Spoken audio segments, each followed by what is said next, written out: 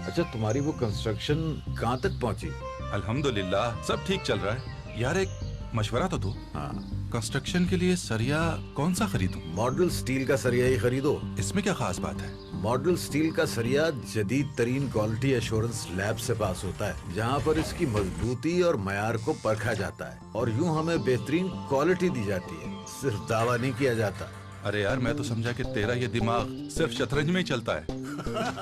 Model Steel, model of strength.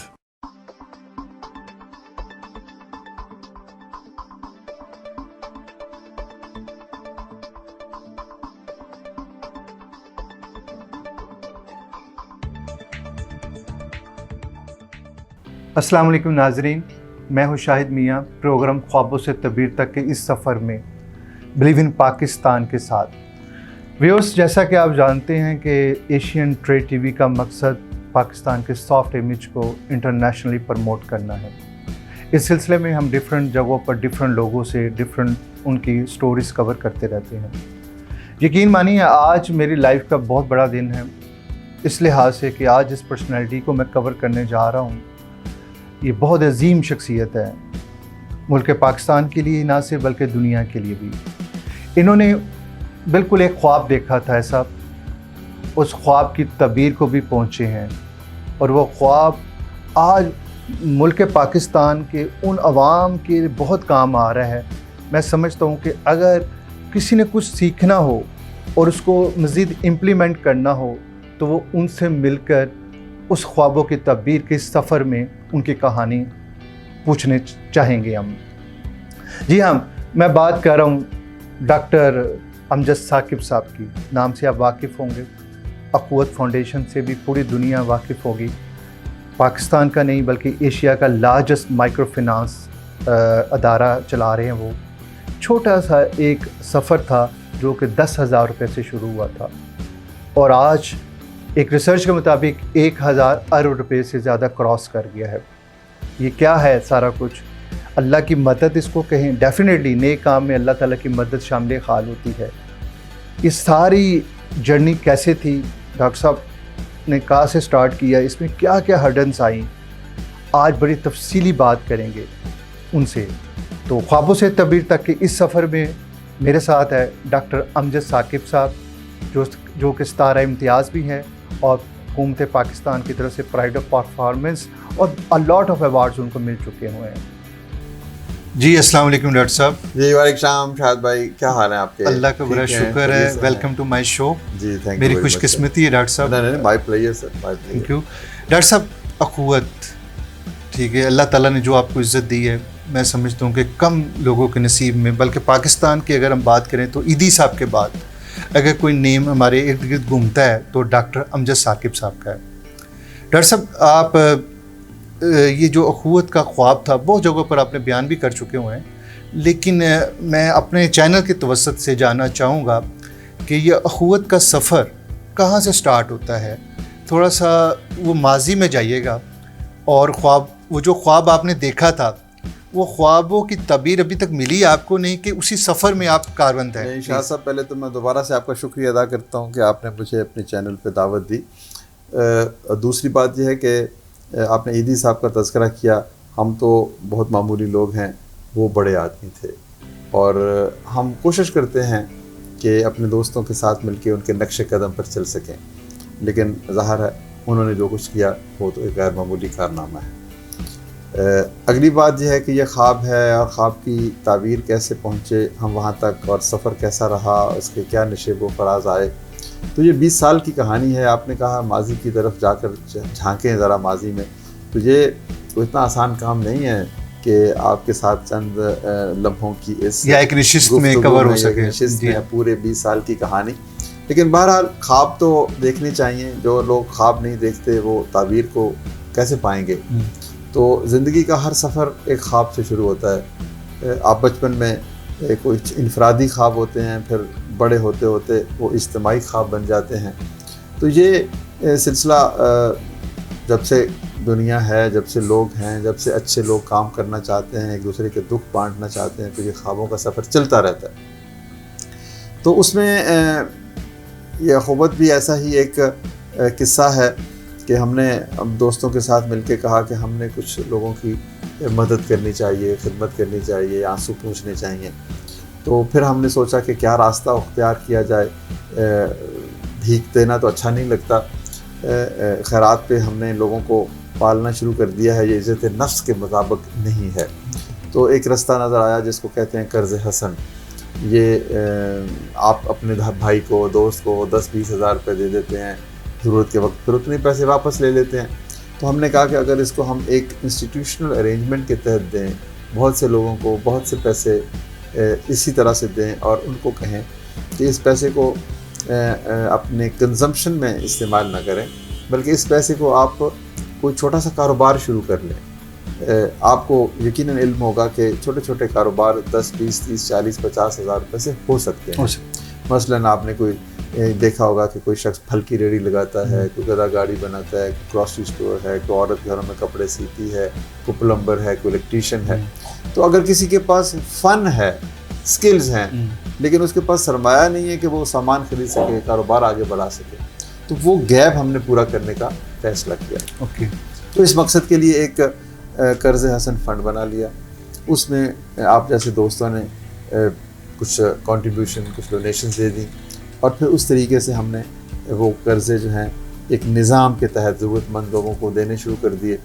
تو سفر لمبا تھا، لیکن پھر بہرحال اس میں خدا کی رحمت شامل ہو گئی کہ یہ اخلاص، ایمان، احسان اور انفاق جیسے جو اصول ہیں ان کے اوپر کھڑا تھا. پھر اس سب کے پس منظر میں جو ایک بنیادی سرچشمہ فیض سے میں کہتا ہوں وہ ہے مواخات مدینہ کی روایت. یعنی یہ کام ہم نے سیکھا اس روایت سے جو نبی پاک صلی اللہ علیہ وآلہ وسلم نے 1400 برس قبل قائم کی کہ بھئی ایک مہاجر اور ایک انصار بھائی بن جائے. تو ہم نے کہا کہ آج کے عہد میں ایک ہیو اور ایک ہیو ناٹ اگر بھائی بن جائیں، دوست بن جائیں، مدد کریں دوسرے کی، تو ہم ایک اچھا معاشرہ بنا سکتے ہیں. پاکستان کو ہم اگر ایک لائن کے ذریعے سے تقسیم کریں کہ 50% ہیوز ہیں، 50% ہیو ناٹس ہیں، تو یہ ایک مواخات کی اس روایت کا ایک اگلا قدم ہے کہ ہم آج بھی وہ ماحول پیدا کر سکتے ہیں. تو مواخات کی اس پیغام سے ہم انسپریشن لیتے ہیں. قرض حسن ہماری اسٹریٹجی ہے اور لوگوں کے تعاون سے ہم نے یہ فنڈ بنا کر لوگوں کے لیے مخصوص کر دیا.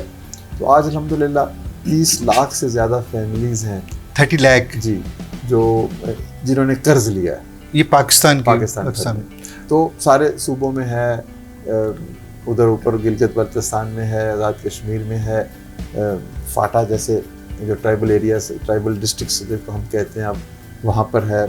تو الحمدللہ ہر 1-8 منٹ کے اندر ایک قرضہ چلا جاتا ہے.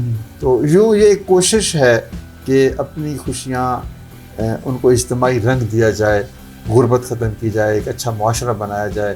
جو لوگ کام کرنا چاہتے ہیں ان کو بھکاری بنانے کی بجائے کام کی طرف راغب کیا جائے. ڈاکٹر صاحب 2001 میں آپ نے اس ادارے کی بنیاد رکھی. بہت کم لوگ جانتے ہوں گے کہ آپ ڈاکٹر بھی ہیں اور اس کے بعد آپ نے CSS بھی کیا اور گورنمنٹ سرونٹ یعنی بھی رہے ہیں آپ. اچھا، وہ مزاج ایک گورنمنٹ سرونٹ ہونا اور CSS کر کے وہ ایک اپروچ کچھ اور ہوتی ہے، تو کیا یہ سب کچھ اس کے بعد کیا آپ کو کسی سے انسپائر تھے کہ اپنے اندر کوئی آپ کے کوئی ایسے جنگ تھی جس سے لڑے تھے کہ نہیں یار یہ سب کچھ چھوڑ کے یہ اللہ کی راہ میں لوگوں کی ہیلپ کرنی اور اخوت ہی اس کے لیے ایک ادارہ بنایا جائے، اور پھر آپ نے سب کچھ چھوڑ کے ٹوٹلی چینج ہو گیا، آپ اس طرف آ گئے؟ یہ ایک ایزی جاب بھی نہیں تھی. لوگ تو CSS کے لیے بہت یعنی کہ ایسی بات نہیں ہے. CSS کے لیے میں بھی بہترین لوگ جاتے ہیں اور وہ درد مند ہوتے ہیں اور وہ خدمت کرنا چاہتے ہیں. بہت سی بڑے بڑے لوگوں نے بڑے بڑے کام کیے ہیں جی بالکل میں رہ کے. بات یہ ہے کہ ایک چیز بنیادی ہے کہ آپ کا مزاج جو ہے وہ آپ کے منصب کے مطابق ہونا چاہیے. ٹھیک ہے. یعنی اگر آپ پینٹر ہیں تو آپ کسی بینک میں اگر کام کریں گے تو شاید آپ خوش نہ رہیں، مسفٹ ہوں گے. یس. تو آپ کا جو سوچ ہے، فکر ہے، جو آپ کی صلاحیت ہے یا جو آپ کام کرنا چاہتے ہیں وہ کریں تو وہ زیادہ کامیابی کا امکان ہے. تو میں ڈاکٹر تھا تو مجھے لگا کہ میں ایک اچھا ڈاکٹر نہیں ہوں، اور وہ پھر ظاہر ہے آپ کا اگر دل نہیں کر رہا کسی ایک مخصوص شعبہ میں، تو اسی طرح پھر میں نے CSS ایک اور تلاش کا قدم اٹھا اور میں ادھر چلا گیا کہ شاید میری صلاحیتوں کے مطابق یہ کام ہو. تو وہ میں نے 15-16 سال الحمدللہ کام کیا جا. تو اس سے میں نے بے پناہ سیکھا. مجھے پتہ چلا کہ غربت کیا ہے، نچلی سطح پر مسائل کیا ہیں. آپ اس میں جی میں ڈسٹرکٹ مینجمنٹ تو بہت نچلی سطح پر اتر کر گلی میں، محلے میں، گاؤں میں، دیہات میں پٹواری کیا کرتا ہے، پولیس کیا کرتی ہے، حکومت کے دیگر محکمے کس طریقے سے مدد کرتے ہیں اور کس طریقے سے لوگوں کی مشکلات حل کرنے کے قابل نہیں ہوتے. دونوں چیزیں ہیں، ہر طرح کے مسائل ہیں. لیڈرشپ نچلی سطح پر بھی ہے، اوپر بھی ہے، اور ایشوز نچلی سطح پر بھی ہیں، اوپر بھی ہیں، اور ان کا حل بھی نکلا جاتا ہے. تو بہرحال مجھے یہ محسوس ہوا کہ اگر میں حکومت سے ہٹ کر ایک غیر سرکاری ادارے کے ساتھ مل کے کوئی کام کروں جس میں بندش کم ہو، جس میں وہ سبسروینس کہتے ہیں نا کہ subservience to rules and regulations, یا آپ پروسیجرز میں کھو جاتے ہیں، آپ فائل میں کھو جاتے ہیں، آپ وہ جو کنسٹرینٹس ہوتی ہیں بیوروکریٹک کنسٹرینٹس بھی ان کو کہتے ہیں لوگ، اس میں تو کام ہر شخص کرنا چاہتا ہے. یہ نہیں ہے کہ بیوروکریسی میں کام نہیں کرنا چاہتے، بہترین لوگ ہیں. میں سمجھتا ہوں کہ اس ملک کی ترقی میں ان کا بہت کردار ہے، لیکن میں نے اپنے آپ کو اس میں تھوڑا سا مس فٹ سمجھا کہ مجھے جس قسم کی اپنی اٹانومی اور انڈیپینڈنس چاہیے وہ شاید وہاں پر نہیں تھی. تو یوں پھر ہم نے یہ ایک ادارہ بنایا اور اس ادارے کے توسط سے ہم نے وہ سر اس کی انسپریشن کا ادارے جی انسپریشن ادارے کی تو یہ تو ایک دیکھیں نا ایک طویل سفر ہے یہ بھی کہ آپ خواب دیکھتے ہیں، بچپن سے دیکھتے چلے آتے ہیں، آپ ایک ویژن بناتے ہیں، وہ کالج میں، اسکول میں، استادوں سے، کتابوں سے، پھر تاریخ کے مطالعے سے، مشاہدے سے، آپ کے ذاتی تجربوں سے ایک ویژن بنتی ہے. تو اس میں کوئی ایک شخص یا ایک کتاب یا ایک ادارہ نہیں ہوتا، بہت سے. اب آج آپ مجھے ملے ہیں تو میں آپ کی سادگی سے متاثر ہوا ہوں. تو یہ ایک جو عمل ہے، یہ جو ایک تاثر اور جو نقش آپ چھوڑ کے جائیں گے، میں اس کے زیر اثر رہوں گا. تو زندگی میں یہ کہنا کہ مجھے ایک شخص نے ایسا بنا دیا، یہ شاید مناسب مشکل ہے. بہت سے استاد، میری ماں ہیں، میرے والد ہیں، میرے دوست ہیں، میرے بھائی ہیں، پھر تاریخی شخصیات ہیں. اب قائد اعظم کو ہم نے نہیں دیکھا، لیکن ہم ایسا لگتا ہے کہ قائد اعظم ہمارے آگے پیچھے ہیں، سامنے ہیں، اس لیے کہ ان کا عمل موجود ہے، ان کے اقوال موجود ہیں، ان کی زندگی کی کہانی موجود ہے. تو اسی طرح کنٹمپریری شخصیات ہوتی ہیں. اسی طرح ہم پیچھے اور لوٹ جائیں تو نبی پاک صلی اللہ علیہ وسلم کی ذات، وہ ہم سب کے لیے کتنی مقدس اور کتنی قابل تقلید ہے. تو آپ ان کی زندگی کے مختلف اوقات دیکھتے ہیں تو پھر آپ کو پتہ چلتا ہے کہ زندگی کے معنی کیا ہیں، زندگی کو کیسے گزارنا چاہیے، اور کیا ہم نے خدا کے روبرو کبھی پیش ہونا ہے یا نہیں ہونا.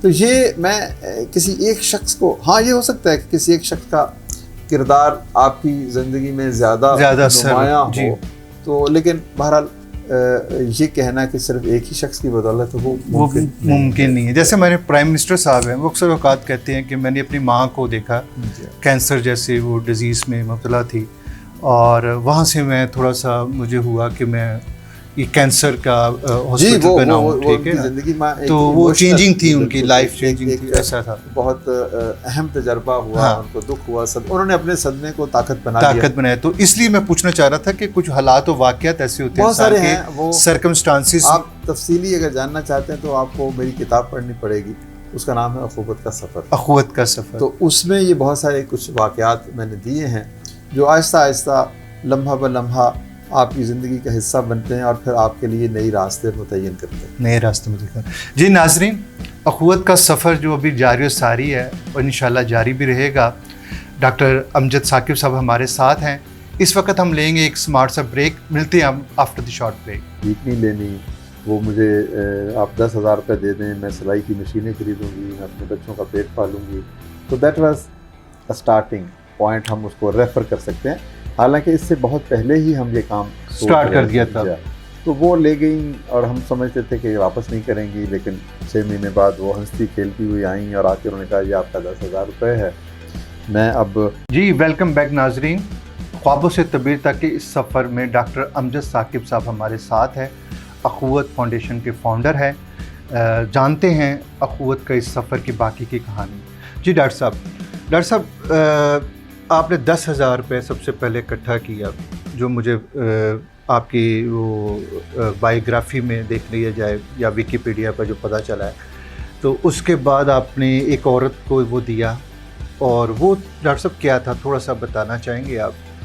ये शाहद भाई तो कहानी तो अब क्या कहते हैं, मैं दरअसल उस तरफ ले जाना चाह रहा हूँ, इमोशंस की तरफ थोड़ा सा। समझें कि एक बहन है, एक ज़रूरतमंद औरत है, वो मुश्किल में है और वो कहती है मैंने भीख नहीं लेनी, वो मुझे आप 10,000 रुपये दे दें, मैं सिलाई की मशीनें खरीदूँगी, मैं अपने बच्चों का पेट पालूँगी। तो that was a starting point, हम उसको रेफ़र कर सकते हैं। हालांकि इससे बहुत पहले ही हम ये काम स्टार्ट कर दिया था। तो वो ले गई और हम समझते थे कि ये वापस नहीं करेंगी, लेकिन 6 महीने बाद वो हंसती खेलती हुई आई और आके उन्होंने कहा ये आपका 10,000 रुपये है। मैं अब खुशहाल तो नहीं, लेकिन बहरहाल मैं मेरा सिलसिला चल पड़ा। तो वहाँ से फिर ये ख्याल आया कि ये एक मिसाल है, ये ऐसी बीसियों, सैकड़ों, हज़ारों, लाखों मिसालें भी बन सकती हैं। तो हमने कहा कि इस तरह थोड़े से और पैसे इकट्ठे करें और लोगों को दें। तो बस वो एक ऐसा लम्हा था कि खुदा को वो पसंद आ गया ये काम, तो उसकी रहमत हुई, उसकी इनायत से फिर ये पैसे बढ़ते चले गए और फिर वो मुस्तफ़ीद अफराद की तादाद भी बढ़ती चली गई। इसमें चूँकि सूद नहीं है, इसमें जैसे मैंने आपको बताया कि 4 हमारे बुनियादी असूल हैं, ईमान, एहसान, इखलास और इंफाक। तो ये कुरानी असूल हैं। कुरान हमें बताता है कि ईमान के क्या मानी हैं और हुस्न सलूक क्या है, और इखलास प्योरिटी क्या चीज़ है, और इंफाक यानी देना क्या चीज़ है। तो इन असूलों पर ही फिर इमारत तामीर होती गई, कारवां बनता गया, तहरीक बनती गई और वसाइल मिलते चले गए। तो हमें कतई तौर पर अंदाज़ा नहीं था कि कहाँ पहुँचेंगे, लेकिन ये जो कुछ भी है ये खुदा की देन है, और वो अगर मेहरबान होता है तो कोई भी काम इंसान से करवा सकता है। तो हम ये सब का सब कहते हैं कि ये उस फ़लसफ़े की फ़तह है, उस पैगाम और तसव्वुर की फ़तह है जिसका नाम मवाक़ात है, और फिर उन उसूलों की फ़तह है जिसका आगाज़ सूद के बग़ैर एक मुआशरे की जस्तजू से होता है। डॉक्टर साहब, देखा जाए अमूमन तौर पर आजकल के सोसाइटी में, माशरे में लोगों का इत्मीनान करना सबसे बड़ी बात होती है। आप ट्रस्टवर्दी हैं, लोग आप पे यकीन करते हैं, हज़ारों नहीं, लाखों नहीं, करोड़ों रुपए, अरबों रुपए, बल्कि एक जगह मुझे पढ़ने से पता चला 1,000 अरब शायद या 100 अरब रुपए आपको दिया गया था। अब तक हम उससे ज़्यादा फिगर क्रॉस कर चुकी है। वो रकम इतनी नहीं है हमारे पास कोई 15-20 अरब रुपए के करीब रकम है। लेकिन होता यूँ है कि उस रकम को हमने जब दे देते हैं तो फिर वापस आ जाती है। हाँ, वो यानी फिर उसके बाद दोबारा दे देते हैं। हाँ। तो फिर वापस आ जाती है, तो वो रिवॉल्व करती है, गर्दिश करती है। तो अल्हम्दुलिल्लाह हमारा एक बड़ा अहम निज़ाम है, सिस्टम्स हैं, हमारे प्रोसीजर्स हैं, हमारे ऑडिट्स होते हैं, और हम उसकी बड़ी इंटरनल ऑडिट्स होते हैं, एक्सटर्नल ऑडिट्स होते हैं बड़ी। क्योंकि जैसे आपने एक लफ्ज़ इस्तेमाल किया, ट्रस्टवर्दी होना, तो ये बहुत बड़ी बात है डॉक्टर साहब, सबसे इम्पोर्टेंट ये क्रेडिबिलिटी यही है आपकी। जी बिल्कुल, मतलब आपने अगर काम दयानतदारी से किया तो अच्छी चीज़ है, लेकिन उस दयानतदारी का एविडेंस भी तो होना चाहिए कि मैं सिर्फ कहने से दयानतदार तो नहीं बन सकता।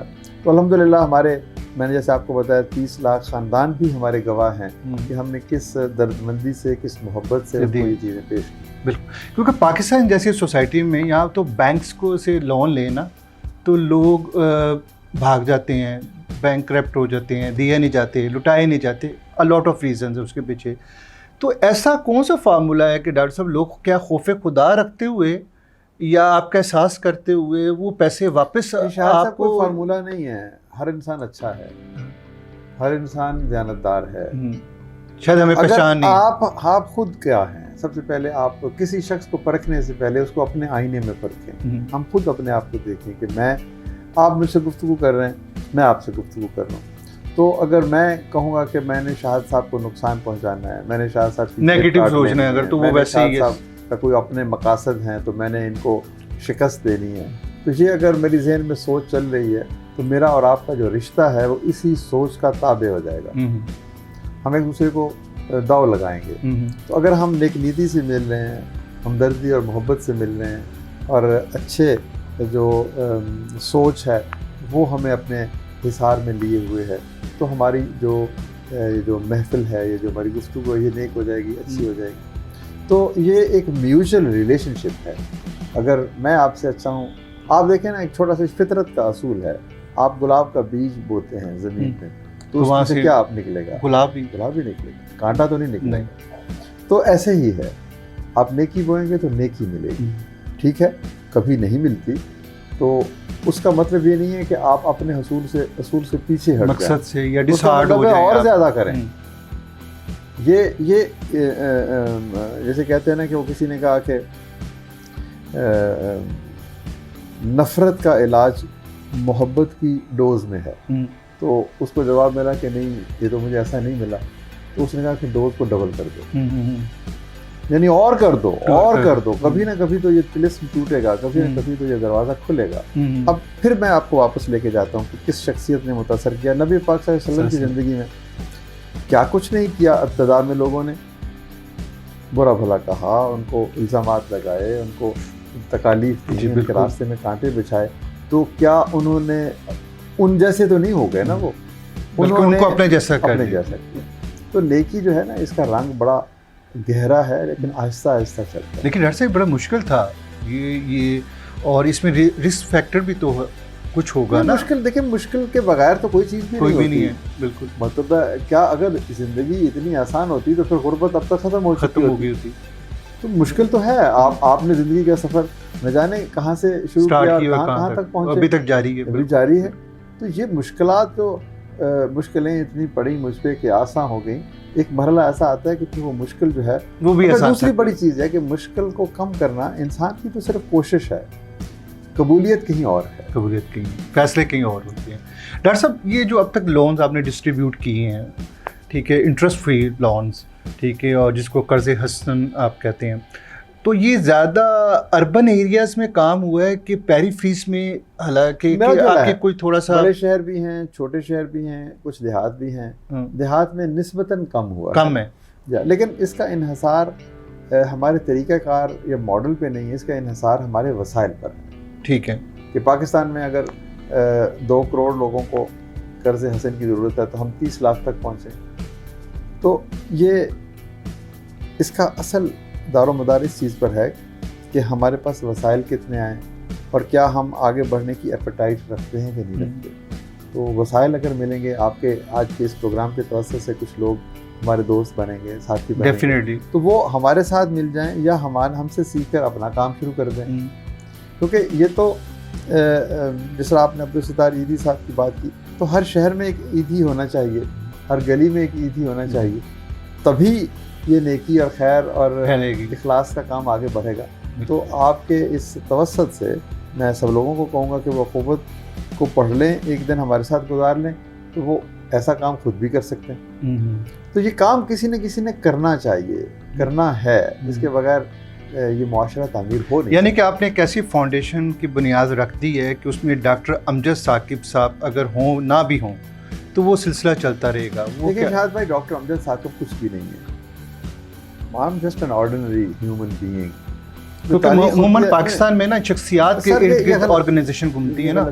دیکھیں، جب بھی تاریخ کا کارواں چلتا ہے نا، تو کوئی نہ کوئی تاریخ خود ڈھونڈتی ہے کسی شخص کو کسی مخصوص ٹائم کے لیے، اپنی قیادت کے لیے، اس کے بعد وہ چلے جاتے ہیں اور لوگ آ جاتے ہیں، چلے جاتے ہیں۔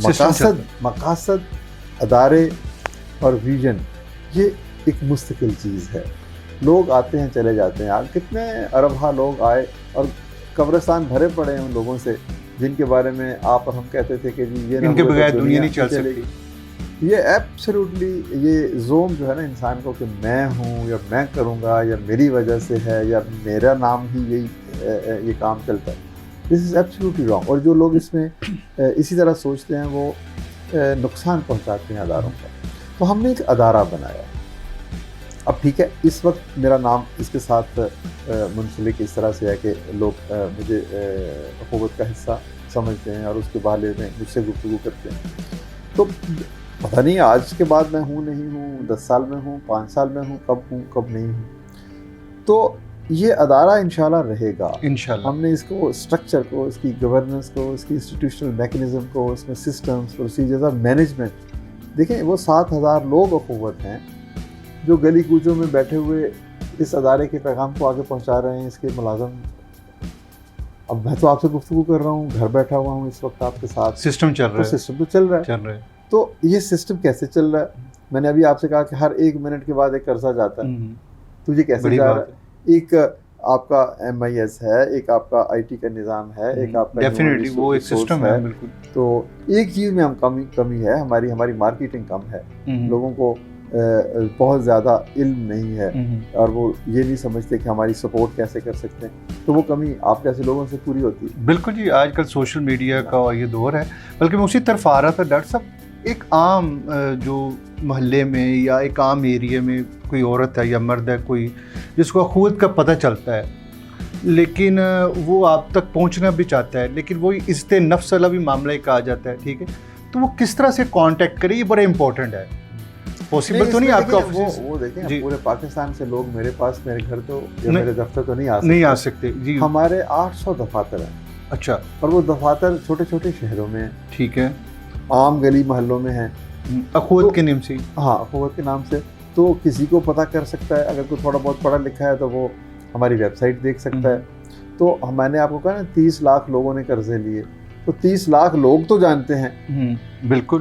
تو وہ 30 نہیں ہے، اس کو بہت ساری ملٹیپل آپ دیکھیں ان کے گھر کے افراد ہیں. تو یہ پیغام پہنچ جاتا ہے لوگوں تک. ضرورت مند اس کو علم ہو گیا ہوا ہے کہ مجھے، اور پھر ہمارے جیسے اور بھی بہت سے اچھے ادارے ہیں کام ماشاءاللہ لوگ پہنچ جاتے ہیں. تو میں صرف یہ کہتا ہوں کہ ہم ان لوگوں کو بھی بیچ میں شامل کرنا چاہتے ہیں جو یہ کام کر سکتے ہیں، ہم سے اچھا کر سکتے ہیں. وہ بھی یہ کام کریں، وہ بھی کسی کو بھیک نہ دیں. اسے کہیں کہ لو یہ 10 20 30 50 ہزار روپے اور جاؤ کام کرو. جائے پروڈکٹیو پارٹنرز بنائیں انہیں سوسائٹی میں. ان کو جسے کہتے ہیں نا بینیفیشری یا پیراسائٹ نہ بنائیں. They should be willing to do something. اپنے لیے وہ کریں، لوگوں کے لیے کریں، اور اوور آل پروڈکٹیوٹی میں اضافہ کریں. حکومت کے ساتھ مل کر، اب تو حکومت نے بھی بہت سارا وسائل اس کے لیے مخصوص کیے ہیں. قرضے دیے جا رہے ہیں بینکوں کے ذریعے سے. تو ان سے توسط سے یہ لوگ جو ہے اپنی زندگی بدل سکتے ہیں. لیکن ڈاکٹر صاحب یہ کیا ضروری نہیں ہے کہ اگر آپ کسی کو پیسے دینے کی بجائے اس کو ہنر مند بنائیں؟ کیونکہ دنیا میں آج کل کے دور میں سکلز کی بہت ویلیو ہے اور رہے گی. دیکھیں یہ آئیدر اور والا معاملہ نہیں ہے کہ آپ کہیں کہ جی میں ان کو اسکل دے دوں. یہ بھی امپورٹنٹ ہے اسکل، اور سرمایہ بھی امپورٹنٹ. اب اسکل کسی کو آپ نے دے دی، اس کے پاس سرمایہ نہیں ہے تو وہ کیا کرے گا؟ یا کسی کو آپ نے سرمایہ دے دیا، اس کے پاس اسکل نہیں ہے، وہ بھی ضائع ہے. تو آپ کو ایک آئیڈیل کمبینیشن چاہیے کہ ایسے لوگوں کو ڈھونڈیں جن کے پاس ہنر ہے، ان کو سرمایہ دیں. تو یہ پھر وہ دونوں ضروری ہیں. بالکل. تو ڈاکٹر صاحب اخوت کے کتنی پروڈکٹس ہیں اب تک؟ یہ پروڈکٹ ہمارا بیسک پروڈکٹ تو ایک ہی ہے، قرض حسن. ٹھیک ہے. پھر اس کی ویریشن ہے. وہ قرض حسن کاروبار کے لیے ہو سکتا ہے، وہ گھر کے لیے ہو سکتا ہے، وہ ایک لبریشن لون کی اسکیم ہے کہ کوئی اگر منی لینڈرز کے پاس پریشان ہے، بہت زیادہ قرضہ سود پہ لے، اس کو دے سکتے ہیں. زراعت کا ایک ہماری پروڈکٹ ہے، لائف سٹاک کی پروڈکٹ ہے. تو یہ بیسک تصور اور پرنسپلس تو ایک ہی ہیں کہ قرض حسن دینا ہے. ٹھیک ہے.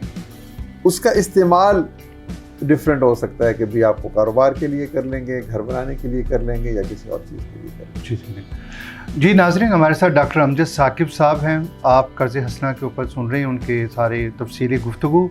اس وقت ہم ایک شارٹ بریک لیں گے، ملتے ہیں آفٹر دی شارٹ بریک. ظاہر تعلیم کے بغیر معاشرہ تعمیر ہو نہیں سکتا.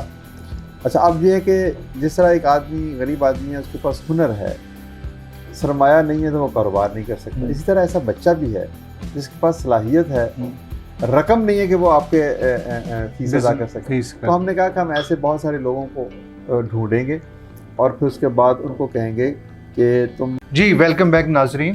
ڈاکٹر امجد ثاقب صاحب ہمارے ساتھ موجود ہے. ڈاکٹر صاحب، اخوت یونیورسٹی اور کالج یہ بھی ایک خواب تھا جو میرا شاید پورا ہو گیا ہے یا ہونے والا ہے، تھوڑا سا بتائیے گا. جی دیکھیں، بات قرض حسن کی ہے. جی. ہم کچھ بھی نہیں کرتے قرض حسن پہ. پہلا قرض ہے اب تک جو ہم نے گفتگو کی تھی وہ یہ تھا کہ چھوٹے قرضے کاروبار کے لیے، گھر کے لیے یا کسی اور. پھر ہم نے کہا کہ بچوں کو تعلیم دی جائے، یہ ضروری ہے کہ ظاہرہ تعلیم کے بغیر معاشرہ تعمیر ہو نہیں سکتا. اچھا اب یہ ہے کہ جس طرح ایک آدمی غریب آدمی ہے، اس کے پاس ہنر ہے، سرمایہ نہیں ہے تو وہ کاروبار نہیں کر سکتا. اسی طرح ایسا بچہ بھی ہے جس کے پاس صلاحیت ہے، رقم نہیں ہے کہ وہ آپ کے فیس ادا کر سکتے. تو ہم نے کہا کہ ہم ایسے بہت سارے لوگوں کو ڈھونڈیں گے اور پھر اس کے بعد ان کو کہیں گے کہ تم فیس جو ہے نا وہ 10 سال بعد دے دیں. اچھا آج پڑھ لو تو اپنے کسی منزل پہ جب پہنچ جاؤ گے تو پھر تم اپنی فیس جو ہے وہ ہمیں واپس کر دینا. تو اس تصور کے تحت ہم نے یہ ایک ادارہ بنایا، کالج، اور اب ان شاء اللہ تعالیٰ ہم یونیورسٹی کی طرف بڑھ رہے ہیں. تو اس میں کوئی تقریباً 1000 کے لگ بھگ بچے ہیں، اور یہ بچے بھی پورے پاکستان سے ہیں، کسی ایک جگہ سے نہیں ہیں، ہر صوبے سے بچے ہیں.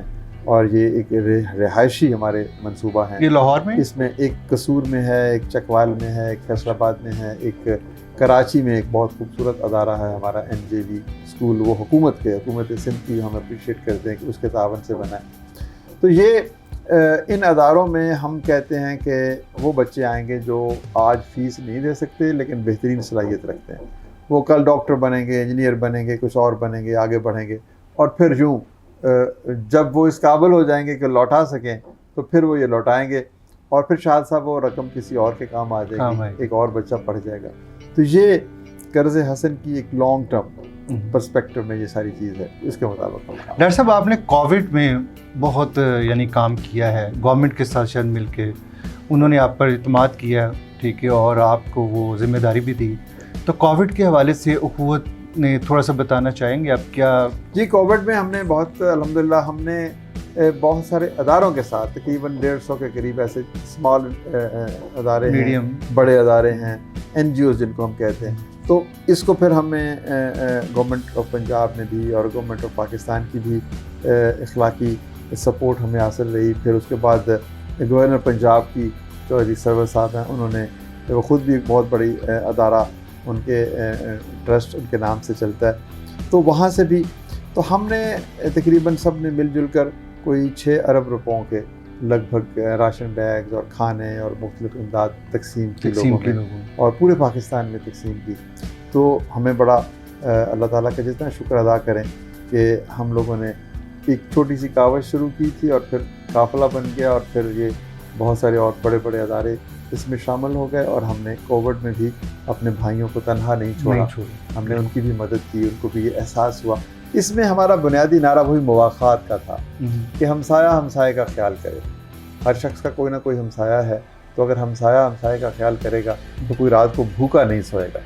تو اس تصور کے تحت ہم نے ابھی حال ہی میں سندھ میں اور کراچی میں بارشیں ہوئی ہیں، بہت تباہی ہوئی ہے. تو وہاں پر بھی ہم نے اعلان کیا کہ ہم الحمدللہ 10,000 کے قریب گھروں کو مدد کریں گے، تعمیر کریں گے، ان کو آگے بڑھنے میں. ان کو ان بارشوں کی وجہ سے جو نقصان ہوا ہے تو وہ ہم ان کو قرض حسن دیں گے تاکہ وہ پھر سے اپنی چھت تعمیر کر سکیں. ڈاکٹر صاحب لاسٹ کویشچن، کیونکہ آپ کا ٹائم کافی قیمتی، آپ کی کمٹمنٹس ہوتی ہے لوگوں کے ساتھ.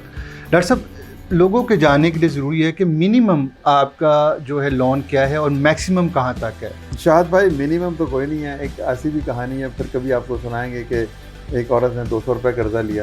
200 روپے؟ جا، اور اس سے اس نے 6,000 روپے مہینے کے کما لیے. تو یہ میں آپ کی سسپینس رکھوں گا کہ آپ پھر کبھی ملیں گے. امیزنگ سٹوری ڈاکٹر صاحب. تو لمٹ، اپر لمٹ ہماری کاروباری قرضے ہم 1 لاکھ روپے تک دیتے ہیں، گھروں کی تعمیر کے لیے 5 لاکھ روپے تک دیتے ہیں.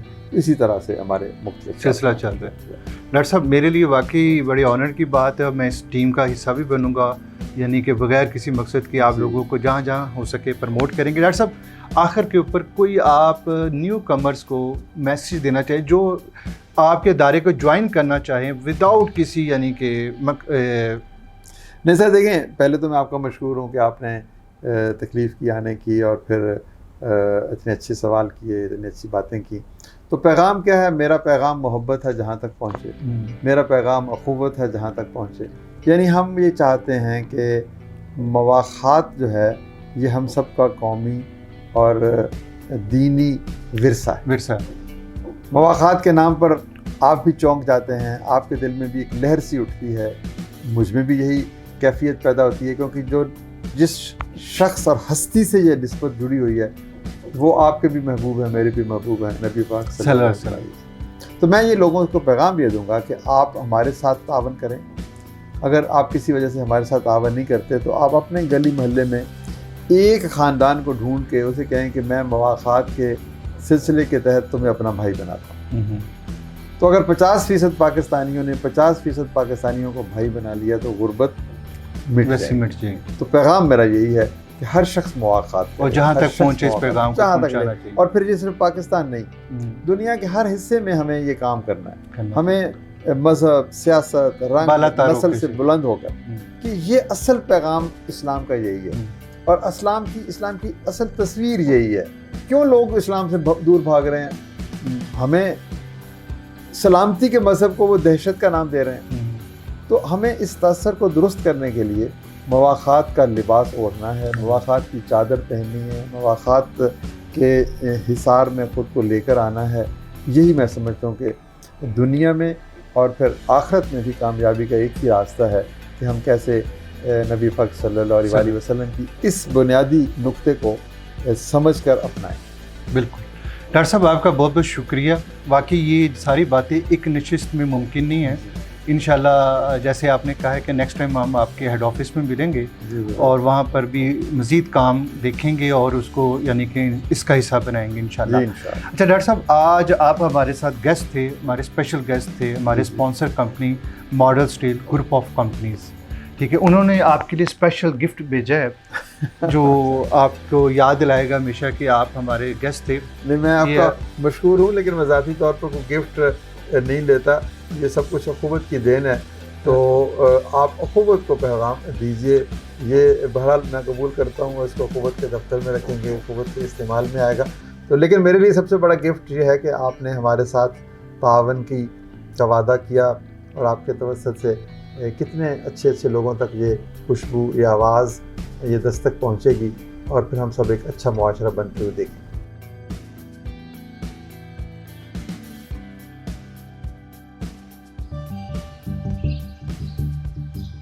اچھا، تمہاری وہ کنسٹرکشن کہاں تک پہنچی؟ الحمدللہ سب ٹھیک چل رہا ہے۔ یار ایک مشورہ تو دو، ہاں، کنسٹرکشن کے لیے سریا کون سا خریدوں؟ ماڈل اسٹیل کا سریا ہی خریدو۔ اس میں کیا خاص بات ہے؟ ماڈل اسٹیل کا سریا جدید ترین کوالٹی ایشورنس لیب سے پاس ہوتا ہے، جہاں پر اس کی مضبوطی اور معیار کو پرکھا جاتا ہے، اور یوں ہمیں بہترین کوالٹی دی جاتی ہے، صرف دعویٰ نہیں کیا جاتا۔ ارے یار، میں تو سمجھا کہ تیرا یہ دماغ صرف شطرنج میں ہی چلتا ہے۔ Model Steel, model of strength.